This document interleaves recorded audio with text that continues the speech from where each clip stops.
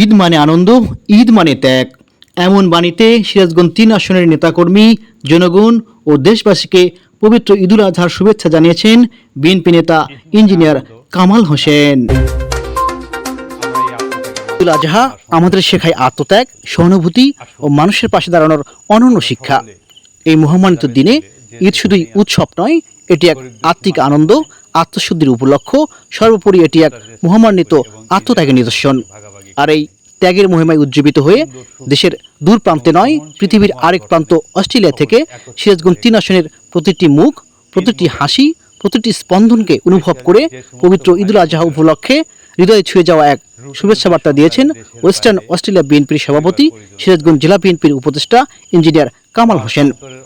৬ June সকালে Durprobash Australia থেকে তিনি শুভেচ্ছা বার্তা জানান। শুভেচ্ছা বার্তায় বিএনপি নেতা কামাল হোসেন বলেন, ঈদ মানে আনন্দ, ঈদ মানে আত্মত্যাগ। আমরা এই আত্মত্যাগের মাধ্যমে আল্লাহর সন্তুষ্টি অর্জনের চেষ্টা করি। আসুন আমরা সকলে সকল ভেদাভেদ ভুলে যেখানে আছি গরিব দুঃখী মানুষের মনে হাসি ফোটানোর চেষ্টা করি এবং ঈদের আনন্দটাকে ভাগাভাগি করে নেই। একটি সুন্দর, সুখী এবং সহনশীল সমাজ গঠনে সকলে একত্রিত হয়ে কাজ করি।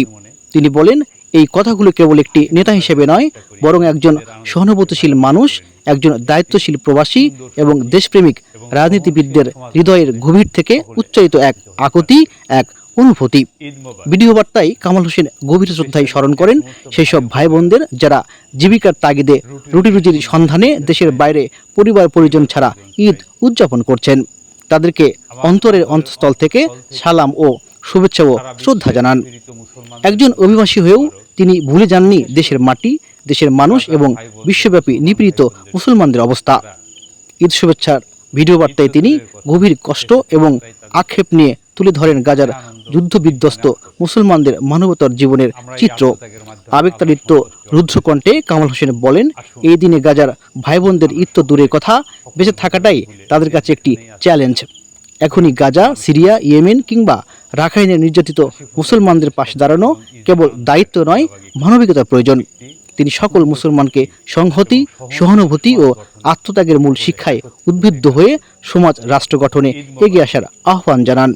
ভিডিও বার্তায় বিএনপি নেতা ইঞ্জিনিয়ার কামাল হোসেন আরও বলেন, আসুন এই দিনে আমরা নিজ নিজ অবস্থান থেকে সমাজের পিছিয়ে পড়া মানুষের পাশে দাঁড়াই, ঈদের আনন্দ ছড়িয়ে দেই সকলের মাঝে। কোরবানির প্রকৃত শিক্ষা হোক আমাদের বাস্তব জীবনে রূপায়িত। একটি সহনশীল, মানবিক ও ন্যায়ভিত্তিক সমাজ গঠনে আমরা হই এক ও অভিন্ন। ঈদ মানে আনন্দ, ঈদ মানে আত্মত্যাগ। আমরা এই আত্মত্যাগের মাধ্যমে আল্লাহ সন্তুষ্টি অর্জনের চেষ্টা করি। আসুন আমরা সকলে সকল ভেদাভেদ ভুলে যে যেখানেই আছি গরিব দুঃখী মানুষের মনে হাসি ফোটার চেষ্টা করি এবং ঈদের আনন্দটাকে ভাগাভাগি করে নিই। একটি সুন্দর, সুখী এবং সহনশীল সমাজ গঠনে সকলে একত্রিত হয়ে কাজ করি। ঈদ মোবারক। স্পেশালি যে সমস্ত ভাই ও বোনেরা রুটি রুজির সন্ধানে দেশের বাইরে পরিবার পরিজন ছাড়া ঈদ করতেছেন, আমার অন্তরের অন্তঃস্থল থেকে সারা বিশ্বের নিপীড়িত মুসলমানদের জন্য ঈদ মোবারক। বিশেষ করে গাজার ভাই বোনদের, মুসলমান ভাই বোনদের জন্য যারা ঈদ তো দূরের কথা, বেঁচে থাকাটাই তাদের কাছে একটা চ্যালেঞ্জ। ধন্যবাদ সবাইকে।